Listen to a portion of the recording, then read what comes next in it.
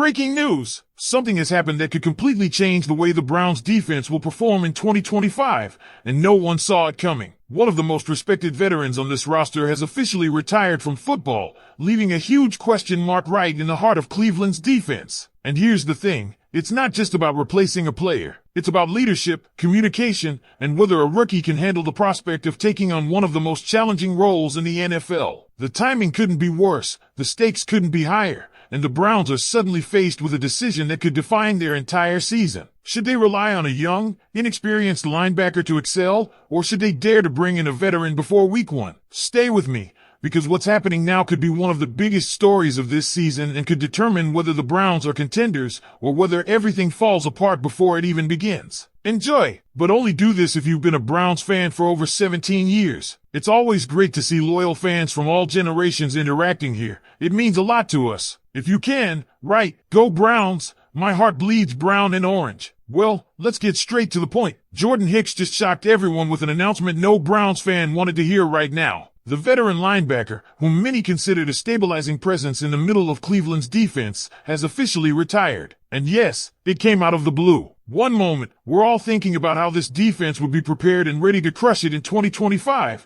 and the next, Hicks is stepping away from football completely. His Instagram statement was emotional, almost poetic. He talked about how football gave him purpose, discipline, brotherhood, and a platform to impact others. But the part that really stands out? Hicks said he leaves this chapter with deep gratitude and leaves at peace, knowing he gave everything he had to the game. That's the kind of mindset every young player should heed. But Browns fans aren't thinking about poetic farewells right now. They're thinking about what this means for the defense, and that's where things get really interesting. Because, let's be real, Hicks wasn't just some random guy filling a roster spot. Last year, with 78 tackles, 7 defenses, and 2 sacks, he was a consistent and reliable presence. He wasn't the centerpiece of the defense, but he was definitely one of those guys you could trust to make the right play at the right time. Losing that, especially right before the season starts, isn't something you can ignore. And it seems like the Browns just can't seem to catch a break, doesn't it? Every time it seems like things are about to settle down, chaos returns. First, all the drama with Quinshad Judkins, and now this retirement bombshell. But this is where things get really intriguing for Browns fans,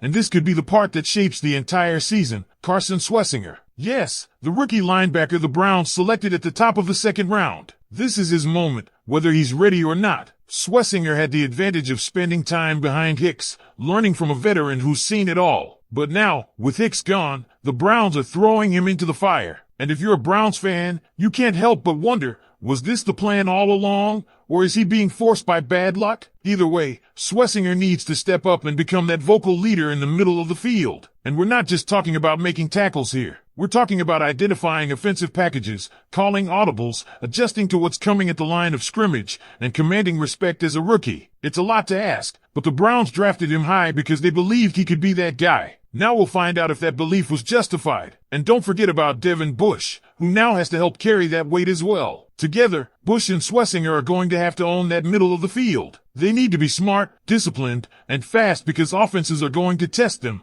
especially knowing there's a rookie running the show. And let's not sugarcoat it, this isn't ideal. But this is the NFL. You either adapt, or you get left behind. Now, before anyone panics, it's important to remember this defense still has one of the nastiest pass rushes in the league. Myles Garrett and company aren't going anywhere. The defensive line is still stacked, and if you can pressure the quarterback, it can make life a lot easier for linebackers. But still, losing a veteran like Hicks leaves a hole that has to be addressed, and there are already names floating around as possible replacements. One of the more interesting names? Kazir White. The 6-year NFL veteran had multiple 100-tackle seasons and is still unsigned. He wouldn't be flashy, and he's not going to give you a ton of pass rushing production, but he's steady. And right now, steady might be exactly what the Browns need. There's also talk about maybe giving C.J. Mosley a call. Yes, Mosley has retired, but players come out of retirement all the time, and if there's any chance to lure a 5-time Pro Bowler back for one more run, you at least have to explore it. Still, at the end of the day, all of this speculation circles back to the same point. This is Swessinger's time. The Browns drafted him for this exact moment,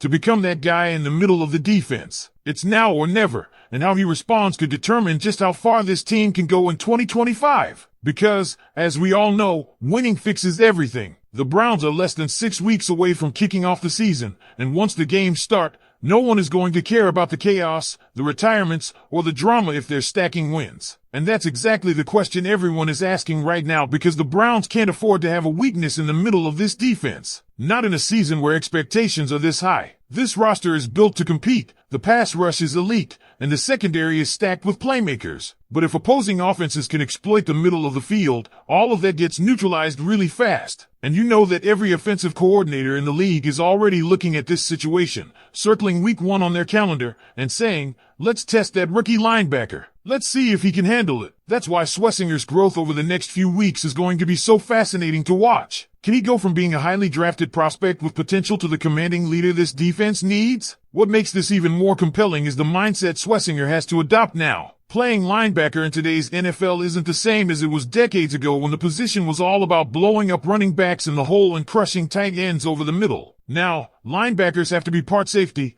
part pass rusher, part coach on the field. It's mental as much as it is physical. Schlesinger has to diagnose plays, anticipate movements, and communicate everything to his teammates, while also not missing assignments himself. This is the kind of trial by fire that can make or break a young player, and the Browns are betting big that he can handle it. Now, let's not pretend the front office isn't weighing other options behind the scenes. Signing someone like Kazir White still makes sense because you need depth. Injuries happen every year, and having a proven veteran in the rotation could give the Browns some insurance if things don't click immediately. And about C.J. Mosley, yes, it's a long shot, but think about what a one-year rental of a 5-time Pro Bowler could do for this team. Even if Mosley isn't the same player he was at his peak, his leadership alone could be invaluable for a young linebacker like Schlesinger. We've seen veteran signings like that change locker rooms before. Will the Browns actually pick up the phone and make that call? That's the million-dollar question. But maybe, just maybe, this is the year where the Browns finally lean into their youth movement instead of patching things up with veterans. Because if Schlesinger is everything the scouts believed he could be when they used that high draft pick,